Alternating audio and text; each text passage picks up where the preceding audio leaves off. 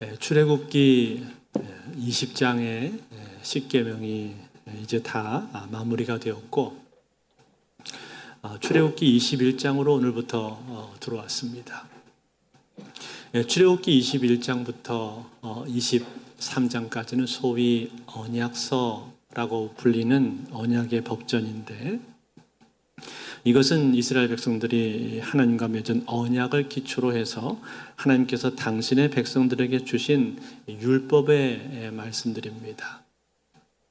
그런데 여러분, 율법이라고 해서 다 똑같은 것이 아니라 율법에는 몇 가지 구분점이 있다라고 했었죠. 율법은 크게 세 가지로 우리가 나눠서 구분할 수가 있는데, 제일 첫 번째로 도덕법이 있고, 두 번째 의식법, 그리고 세 번째 시민법이 있습니다. 제일 첫 번째 도덕법이라는 것은 무엇입니까? 이것은 인간이 살아가면서 지켜야 될 가장 기본적인 도리를 다룬 내용이죠. 즉, 사람이 어떻게 살아야 되는가에 대한 하나님의 뜻이 들어있는 것이 바로 도덕법입니다. 이 도덕법은 아담과 하와 때부터 이미 있었던 것인데, 아담과 하와는 상대방을 주먹을 가지고 때리면 안 된다라는 사실을 이미 알고 있었습니다. 또 거짓말은 옳지 못하고 나쁜 것이다라는 사실도 알고 있었죠. 그래서 가인이 아벨을 쳐서 죽였을 때 이것은 죄다라는 사실을 그들은 분명히 알았습니다. 이러한 도덕법이라는 것은 하나님께서 이미 그들의 마음 가운데 새겨 놓으신, 기본적으로 새겨 두신 그런 것이었습니다. 또 하나님께서 어느 날 아담과 하와에게 선악을 알게 하는 나무는 먹지 말라, 그렇게 말씀을 하셨을 때 그 말씀은 그들의 마음속에 새겨진 또 하나의 도덕법이 되었던 것이죠. 그리고 그 이후로는 아브라함과 모세와 같은 예언자들을 통해서 주신 말씀이 거기에 보태지게 되었습니다. 이것이 도덕법의 내용들인데, 그런데 그 중에 가장 대표적인 것은 무엇입니까? 도덕법 중에서 가장 대표적인 것은 바로 십계명입니다. 우리가 지난 시간까지 계속 살펴봤던 이 십계명이야말로 가장 큰 도덕법이라는 말이죠. 때문에 이 십계명은 과거의 구약 시대뿐만 아니라 오늘날 이 시대를 살아가는 우리들에게도, 신약 시대를 살아가는 사람들에게도 동일하게 유효한 계명이고, 우리도 역시 동일하게 지켜야 될 그런 계명이 되는 것입니다. 그런가 하면 두 번째로, 율법에는 도덕법만 있는 것이 아니라 또 한 종류의 율법이 있는데, 그것이 바로 의식법이죠. 의식법.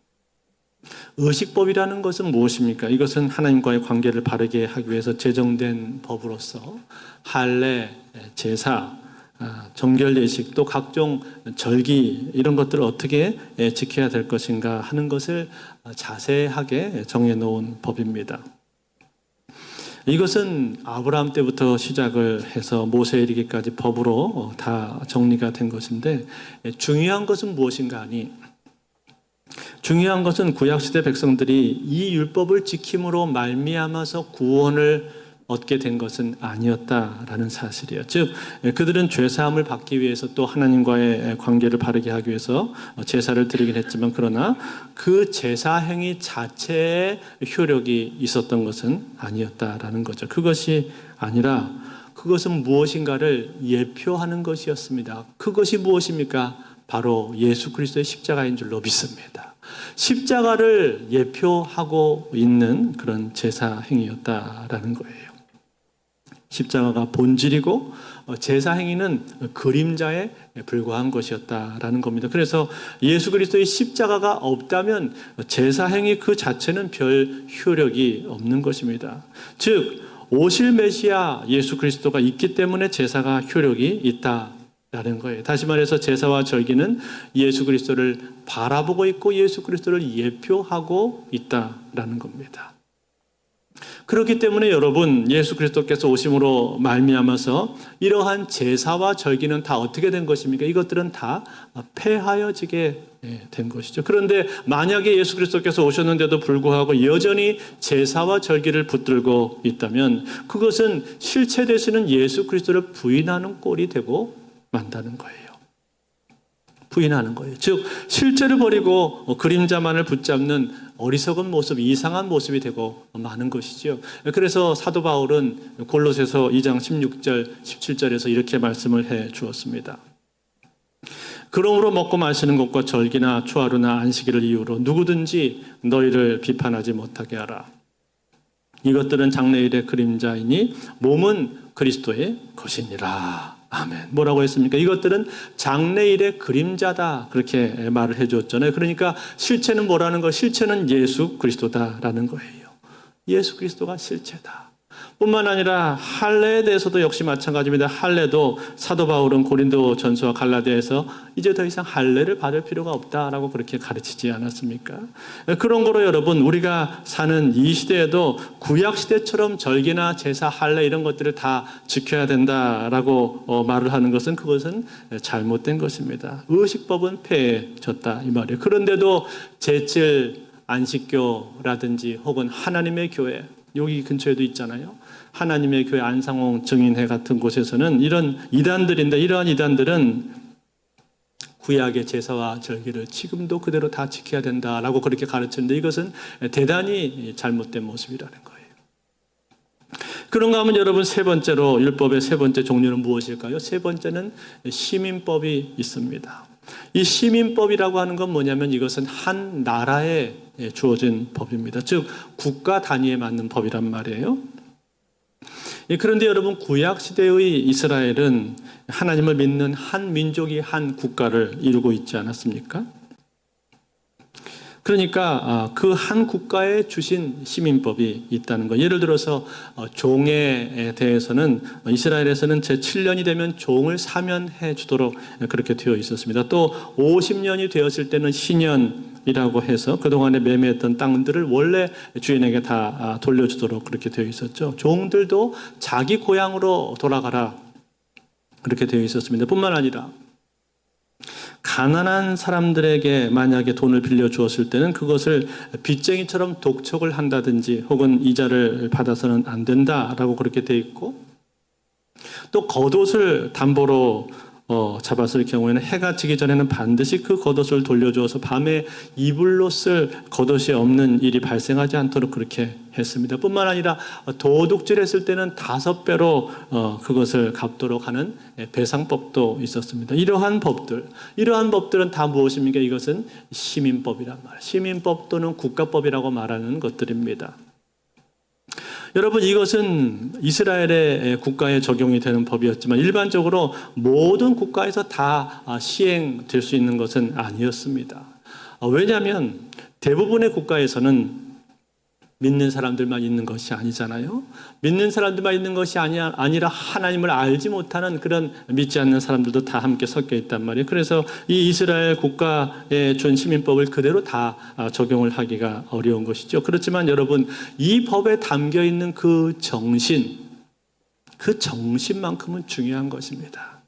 그 정신만 우리가 반드시 본받는 것이 꼭 필요하다라는 거. 예를 들어서 가난한 사람에게 지나치게 고리의 이자를 받아서는 안 된다라든지, 혹은 고아와 과부에 대해서 그들을 어떻게 보살펴야 되는지 등등 이러한 내용들은 우리가 그 정신을 계승하고 본받아야 될 중요한 내용들이 그 가운데는 많이 들어있다라는 거죠. 그래서 여러분, 기독교 역사가 장구한 서구 사회를 보게 되면 미국이라든지 캐나다라든지 혹은 독일이라든지 유럽 같은 이런 나라들을 보게 되면은 다른 나라들에 비해서 이러한 성경에 있는 시민법의 정신을 그대로 그들의 법 가운데 녹여내서 시행하고 있는 그러한 나라들이 많이 있습니다. 그것을 우리가 볼 수가 있는 거죠.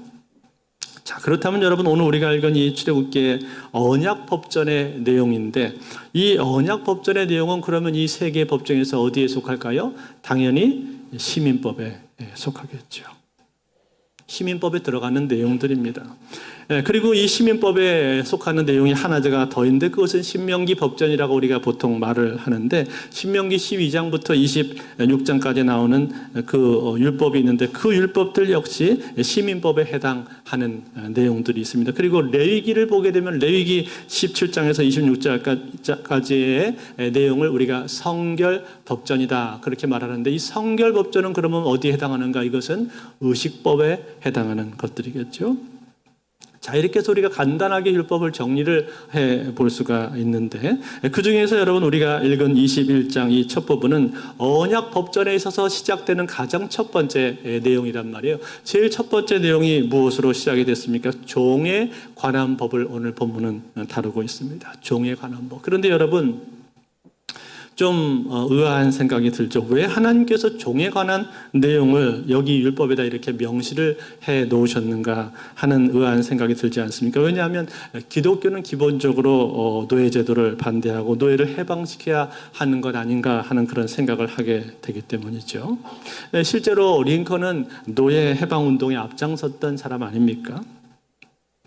그렇다면 여러분 여기서 하나님께서 이러한 내용들을 여기 율법에 집어 넣어 놓으신 이유가 무엇일까요? 그것은 여러분 하나님께서 율법을 말씀하실 때 문화적인 요소, 문화적인 배경을 전혀 다 배려한 채, 배제한 채 말씀하시지 않기 때문에 그렇습니다. 즉 문화적인 요소를 충분히 고려해서 하나님 말씀을 하신다라는 거예요. 즉 당시의 고대 근동 사회에서 노예 제도는 일반적으로 통용이 되고 있습니다. 이스라엘 사회 안에서도 종이 있었기 때문에 이 종에 대한 규례를 하나님은 정리를 해주고 계신 것입니다. 그 규례가 무엇입니까? 오늘 2절에 보면 그 첫 번째 내용이 나오는데 제일 첫 번째 내용은 뭐라고 되어 있습니까? 2절에 보면 이렇게 되어 있죠. 내가 히브리 종을 사면 그는 6해 동안 섬길 것이요 7째 해에는 몸값을 물지 않고 나가 자유인이 될 것이며.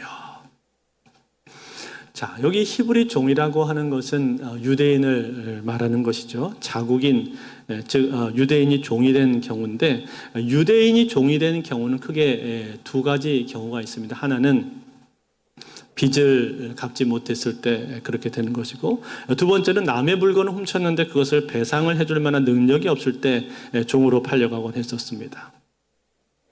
그렇지만 그것은 이방인의 경우하고는 다르게 그들 스스로 사유재산을 종들이지만 소유를 할 수가 있었고 또 대우를 받는 데 있어서도 종이라기보다는 거의 노동자에 가까운 대우를 그들은 받았습니다. 즉 고용된 노동인으로서 고용주와 같은 주인에게 봉사를 하게 되는 것이죠. 그리고 이러한 봉사도 영구적으로 영원히 봉사를 하는 것이 아닙니다. 6년 동안 일을 했다면 제7년째 안식년이 될 때는 그 종을 풀어주도록 그렇게 되어 있었단 말이에요.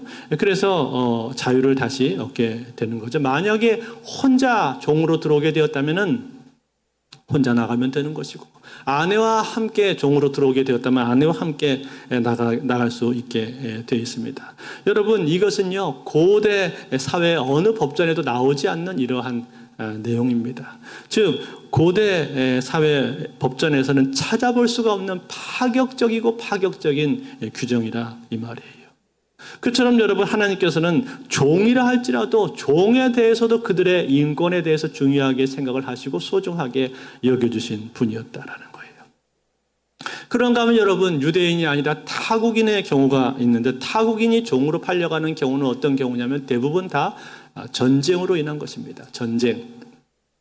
즉 전쟁에서 승리를 하게 되었을 때 적들을 노예로 삼곤 했었는데 이러한 노예들은 완전한 주인의 소유물로 여겨졌었고 그리고 그들의 자녀 역시 주인의 재산으로 계수가 될 수가 있었습니다. 또 상속도 가능해서 영구적으로 종이 되는 것이죠. 그렇지만 여러분 이스라엘에게 잡혀온 타국인의 노예들은요 주변의 다른 나라들의 노예들에 비하면은 상당한 특권을 그들은 가지고 있었습니다.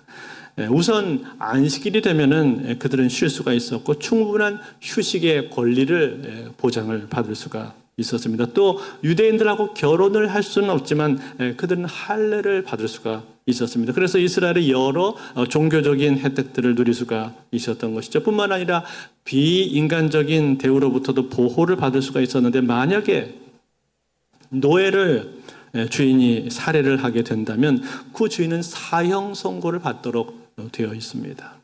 또 주인이 노예를 학대를 하거나 구타해서 상해를 입힌 경우에는 그 노예를 반드시 풀어주도록 그렇게 되어 있습니다. 이처럼 하나님께서는 이방인 노예라 할지라도, 심지어 유대인이 아니라 이방인들 중에 노예로 잡혀온 사람이라 할지라도 그들의 생명과 인권에 대해서 굉장하게 소중하게 여겨주셨다라는 거예요. 그 다음에 세 번째 경우는 어떤 경우가 있었냐면은 팔려간 종이 남자가 아니라 여자인 경우에 대해서 말을 해주고 있습니다. 여자가 종으로 팔려간 경우는 조금 다른데 오늘 7절에 보니까 그 경우를 이렇게 우리에게 말을 해줍니다.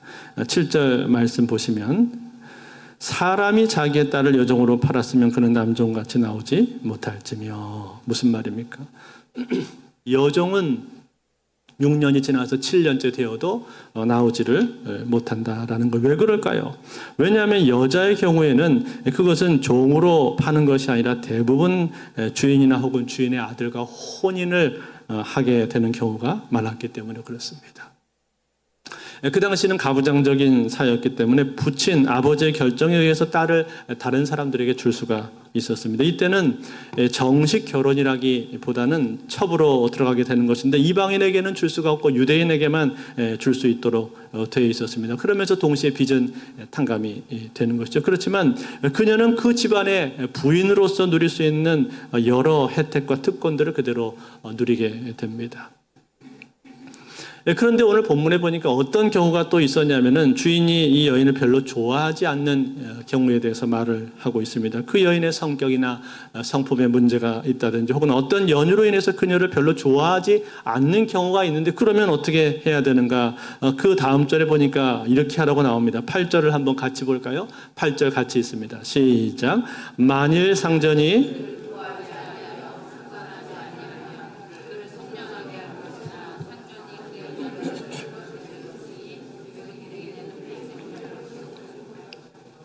자, 상전이 그를 기뻐하지 아니하여서 상관하지 않는다 그랬는데 이 말이 무슨 뜻입니까?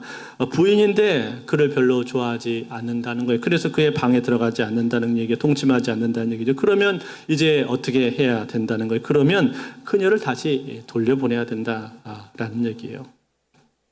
다시 돌려보냈다. 그때는 지참금을 따로 돌려받지 않고 그냥 그녀를 친정으로 돌려보내는 것입니다. 왜냐하면 주인이 해야 될 의무를 다하지 않기 때문에 그런 것이죠.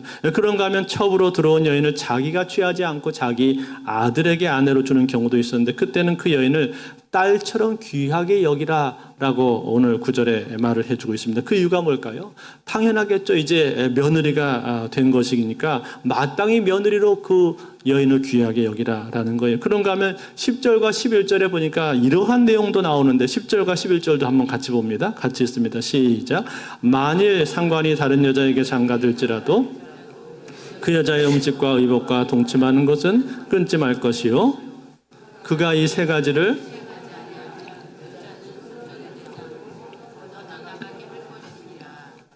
자, 이게 무슨 말입니까? 다른 여자에게 주인이 또 장가를 들었다 이 말이에요. 또 다른 여인을 첩으로 맞이하게 된 거예요. 그러면 어떻게 되냐 이 말이에요. 그렇다고 할지라도 주인은 어떻게 해야 된다는 거예요. 자기가 해야 될 의무를 다 해야 된다고 말하는 거예요. 그 의무가 뭡니까? 오늘 본문에 세 가지를 언급을 해주고 있는데 하나는 음식이고 하나는 의복이고 하나는 동침입니다. 즉 그 여인의 생활에 대해서 다 책임을 져줘야 된다라는 얘기를 하는 거예요. 그리고 마땅히 그녀를 아내로서 대우를 해줘야 된다라고 말합니다. 첩이라 할지라도 아내이기 때문에 그에게 필요한 것들을 다 채워줘야 된다라고 말하고 있는 거예요. 요즘 시대 같으면은 어떻겠어요, 여러분? 만약에 내가 이런 대접을 받는다면은 절대로 갈 사람이 없겠죠. 당장에 발로 차고 아마 튀어나올 겁니다. 그렇지만 그 당시에는 가부장적인 사회였기 때문에 또 여인이 혼자 생활한다는 것은 대단히 어려운 일이었습니다. 그래서 이혼 증서를 받아서 그 집에서 나온다 할지라도 또 다른 남자를 만나서 결혼을 해야만 안정적인 생활을 유지를 할 수가 있었는데 그게 쉽지 않단 말이죠. 또 가부로 생활한다는 건 더 어렵습니다. 때문에 이러한 내용들은 다 무슨 내용들이라고 우리가 이해를 해야 됩니까? 이것은 하나님께서 여인을 보호하기 위해서 보호 차원에서 여기다가 이렇게 써놓으신 것이다. 그렇게 우리가 이해를 할 수가 있는 거예요. 사랑하는 성도 여러분, 오늘 이 종에 대한 글의 이 내용들을 우리가 살짝 봤는데 여러분 이런 내용들을 우리가 살펴볼 때 어떻습니까? 이것은 종에 대한 글이긴 합니다만 하나님께서 그 종들에 대해서 종들이라 할지라도 그들의 생활이나 생명 그리고 그들의 인권에 대해서 얼마나 관심이 있으신가 그리고 그들을 얼마나 배려하고 있으신가 하는 것들을 우리가 이 내용들을 보면서 알 수가 있는 거죠. 당대의 문화 가운데서 이러한 내용들을 말씀하고 있는 겁니다. 물론 하나님께서 영원히 노예제도를 계속해서 찬성하신 것은 아닙니다. 이것은 갈수록 뒤로 갈수록 개선되어서 나중에 훗날에 이제 링컨이 종교 개혁을 노예 해방을 하는 운동을 할 때까지 보게 되면은 이러한 내용들은 결국은 노예에서 해방되게 만들지만 이 당시의 문화 가운데서는 하나님께서 그들의 인권을 지키기 위해서 굉장히 애를 쓰고 있다는 것을 우리가 볼 수 있단 말이에요. 그런데 여러분 그 당시에 이스라엘의 율법이 생기기 전에도 사실은 그 주변의 이방 국가들 사이에서는 통용되는 율법들이 있었습니다. 대표적인 것이 무엇인가? 제일 오래된 것이 뭐냐면은 우르 남부에서 발견된 법전인데요. 이것은 수메르어로 기록이 된 것인데 여기에는 31개의 조항만이 법으로 남아 있습니다. 그리고 에쉬 눈나 법전이라는 것도 있는데 이것은 구바벨론 시대의 아카드어로 기록된 것으로 여기에는 민법과 형법을 비롯한 약 60개 조항의 법이 여기에는 기록이 되어 있습니다. 그리고 우리가 알고 있는 것 중에 가장 많이 알려진 것이 무엇입니까? 그것은 함무라비 법전입니다. 함무라비 법전 여러분 들어보셨죠? 이것은 BC 8세기경에 구바벨론에서 만들어진 것으로서 여기에는 서원과 결혼이 들어있고 그리고 총 282개의 법률이 이 안에는 가득 담겨 있습니다. 그러니까 여러분 대단히 자세한 법률이 여기에 기록이 되어 있다는 것. 이것은 바벨론 왕들을 기념하는 기념비 돌판에 아카드 서령 문자로 기록된 것인데 이것이 1902년도에 프랑스의 고고학자들에 의해서 발굴이 되었습니다. 이 함무라비 법전을 보게 되면요, 이 함무라비 법전은 모세 율법보다도 약 300년 정도 앞서 있는 것으로 그렇게 평가가 되고 있는데 그 내용을 볼 때 그 내용이 모세 율법하고 유사한 내용들이 들어있는 것들이 있습니다. 그래서 사람들은 이것을 보면서 모세 율법이 이 함무라비 법전에 영향을 받게 된 것이 아닌가 하고 말을 하는 그런 사람들도 있습니다. 그렇지만 여러분 유사한 내용들만 있는 것이 아니라 전혀 다른 내용들도 그 가운데는 많이 들어있습니다. 대표적인 것이 무엇인가 하면 함무라비 법전에서는요 재산이나 소유를 사람들의 생명만큼이나 귀하게 여깁니다. 그래서 단순한 절도 사건임에도 사형죄가 부과되는 그런 경우들이 많이 있습니다. 그렇지만 모세의 율법을 보게 되면은 모세의 율법은 물질이나 재산보다는 사람의 생명을 훨씬 더 귀하게 여기고 있는 것을 보게 됩니다. 그래서 그 형벌이 집행되는 과정이나 혹은 그 내용을 봐도 훨씬 더 모세의 율법은 덜 잔인하게 되어 있습니다. 함무라비 법전을 비롯한 고대 근동의 법들은요 대단히 그 형벌이 잔인합니다. 그래서 범죄의 대가로 신체의 일부 즉 눈이라든지 혓바닥이라든지 혹은 입술이라든지 손 등을 잘리는 일들이 비일비재하게 있었습니다. 심지어는 거세를 당하게 되는 일도 있었단 말이에요.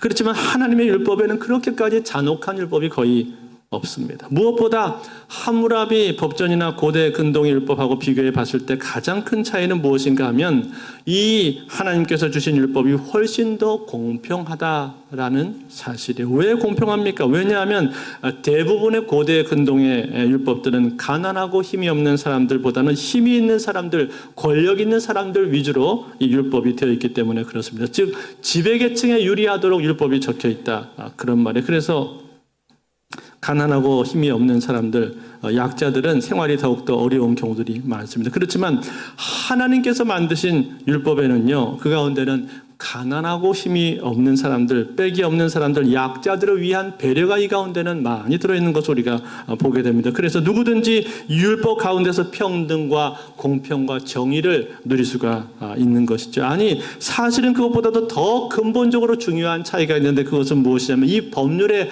수여자가 다르다는 사실이에요. 고대 근동의 율법들은 전부 다 왕이 일방적으로 백성들에게 부여하고 강요하는 율법이었지만, 그러나 하나님의 율법은 하나님께서 만드셔서 이스라엘 백성들에게 친히 주신 것이고, 그리고 그들과 언약 가운데 언약을 맺어서 주신 겁니다. 그리고 이 율법을 수여하신 주체자가 바로 하나님이기 때문에 그것은 사람이 만든 그 어떤 율법과도 비교할 수 없는 율법이라는 것이죠. 그러므로 사랑하는 성도 여러분, 오늘 우리가 가지고 있는 이 율법은 이 세상에 있는 그 어떤 법보다도 가장 완전하고 가장 정의롭고 가장 공평한 법인 줄로 믿습니다.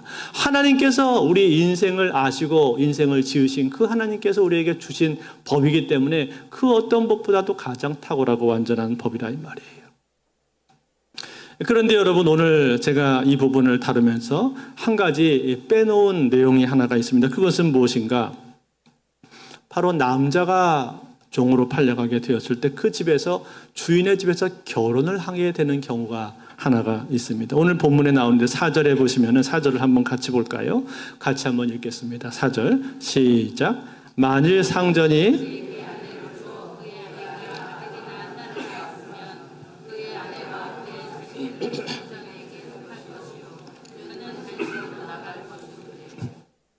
자, 여러분, 이게 무슨 말일까요?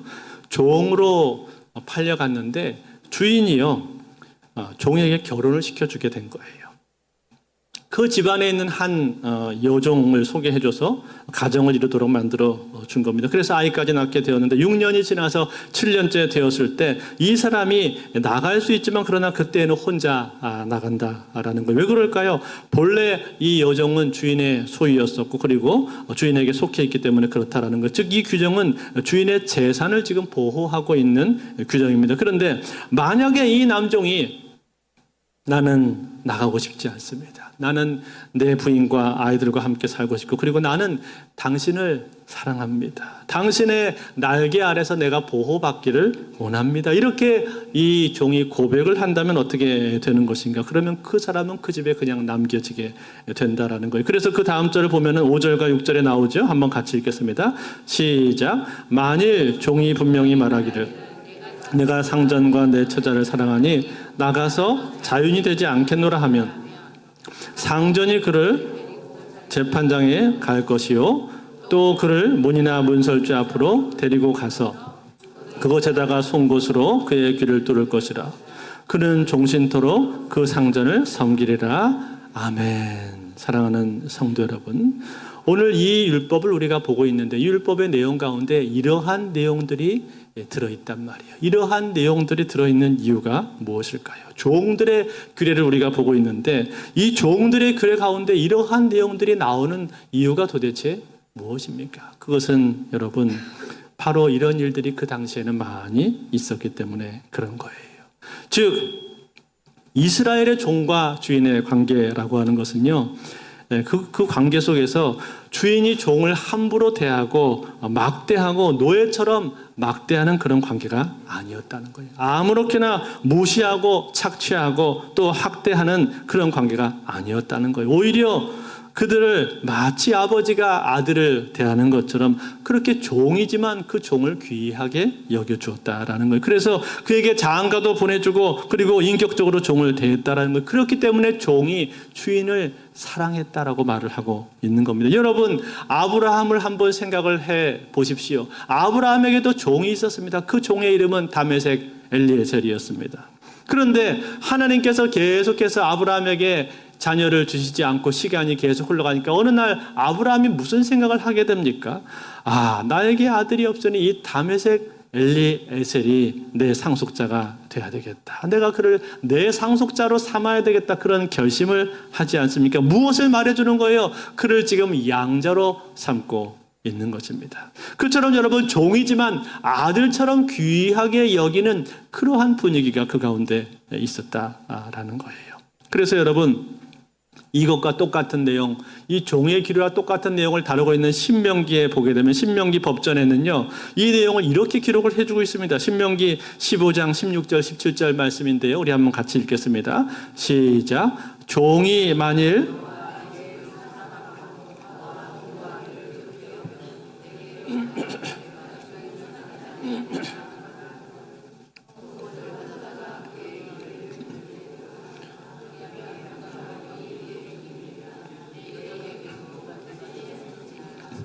아멘. 자, 여러분 여기 보시면 이 종이요 누구를 사랑했다고 말을 했습니까? 이 종이 주인을 사랑했다 그렇게 말했죠. 주인을 사랑했습니다.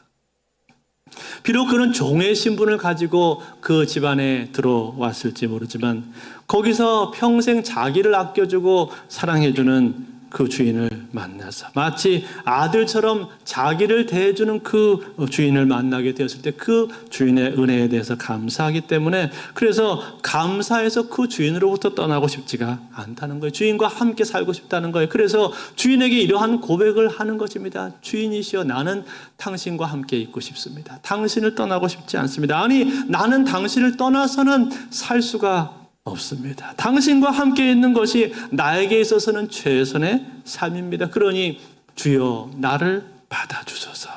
그러면서 스스로 종이 되었다는 거예요. 그리고 그 징표로서 자기 귀를 문설주에다 대고 송곳으로 뚫었다는 거예요. 귀를 뚫는다라는 것은요, 내가 영원히 당신에게 속해 있습니다라는 것을 증거하는 그러한 표인 겁니다. 그러한 고백이 귀를 뚫는 모습이라는 거예요. 사랑하는 성도 여러분, 오늘 이 장면을 보면서 여러분 어떤 생각이 드십니까? 오늘 이 장면이 오늘날 우리에게 보여주고 있는 바가 무엇입니까? 그것은 우리하고 하나님과의 관계를 보여주고 있는 것 아닙니까? 즉 하나님 앞에서 우리도 죄의 종이었었고 죄에 팔려서 죽을 수밖에 없는 그런 운명이었잖아요. 그런데 하나님께서 우리를 그 아들의 피값으로 사신 것 아닙니까? 그리고 우리를 양자로 삼아주신 것 아닙니까? 그리고 우리를 양자로 삼으셨을 뿐만 아니라 우리의 필요를 다 채워주고 계시잖아요. 우리로 하여금 이 세상에서 먹고 살 수 있도록 만들어 주시고 일할 수 있도록 만들어 주시고 건강을 주시고 내 필요를 채워주고 계시잖아요. 또 우리에게 가정을 이룰 수 있도록 축복을 해주시고 무엇보다도 하나님을 알고 하나님의 사랑을 깊이 경험하면서 그 은혜 가운데 살 수 있도록 우리의 삶을 축복해 주신 것 아닙니까? 이것이 주인 되신 하나님께서 종 되신 저와 여러분들에게 주신 은혜가 아니고 무엇이냔 말이에요. 사랑하는 성도 여러분, 그렇습니다. 우리는 종으로서 하나님의 집에 들어오게 되었지만 그러나 하나님 우리를 양자로 삼아서 축복을 해 주신 것입니다. 그렇기 때문에 그 하나님의 은혜를 기억할 때 우리는 하나님 앞에 감사할 수밖에 없는 것이고 오늘 이 종이 주인 앞에 고백을 하는 것처럼 주여 나의 평생에 나는 주님께 붙어 있기를 원합니다. 당신으로부터 결코 나는 떠나지 않기를 원합니다. 이렇게 고백을 하실 수 있기를 바랍니다. 그래서 마치 송곳으로 그 귀를 이 종이 뚫듯이 주님 내 마음의 귀를 당신 앞에 뚫기를 원합니다. 주님 나는 당신과 함께 있기를 원하고 당신을 떠나서는 살 수 없습니다. 당신과 함께 있는 것이야말로 나의 인생의 가장 큰 복입니다 라고 고백하면서 그 하나님께 붙어 있기를 고백하는 그러한 저와 여러분들이 다 되실 수 있기를, 그렇게 하나님을 주인으로 사랑하고 섬기는 우리 모두가 다 되실 수 있기를 우리 주 예수 그리스도로 축원드립니다.